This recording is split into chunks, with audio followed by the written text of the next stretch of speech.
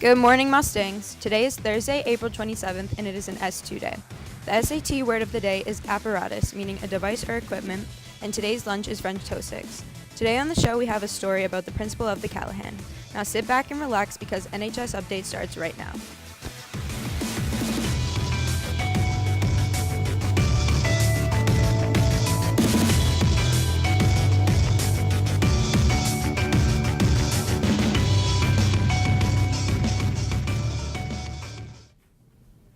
Good morning, Mustangs, and welcome to the show. I'm Sam Doucette. And I'm Tim Rose. The health office will be conducting a state mandatory screening during gym classes next week in regards to drug and alcohol use. If your parent or guardian does not want you to participate, you must have something signed in writing. The Friendship Club is having their second annual Dance Friday. See Mrs. Kelly in room 274 for tickets that are $10. Those of you that went to the Callahan must know Principal Mr. Griffin. After 40 years of working at the school, he is scheduled to retire at the end of June. Some students decided to uncover the footprint he's left at the school. Here's what they found. When Mr. Bob Griffin first applied to be principal at the Callahan School, he didn't get the job. 7 years later, it opened again, and I applied, and I did get it.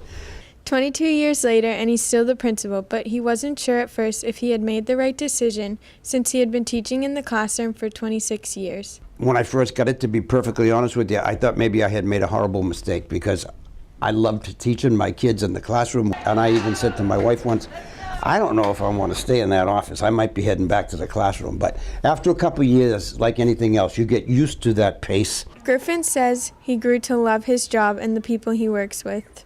Hired just about every teacher in the building, so they couldn't be more loyal to me. You know, they're like my surrogate daughters and sons. Fourth grade teacher Katie Breen says Mr. Griffin has helped her develop over her 17-year career. He used to say that he could teach teachers how to teach, but he couldn't teach compassion. And that always stuck with me, and it's so true. Now approaching retirement, students and teachers have realized how important his traditions are. He always signs our tests and writes a good note on it saying, like, if we did a good job. That's like gold to the kids.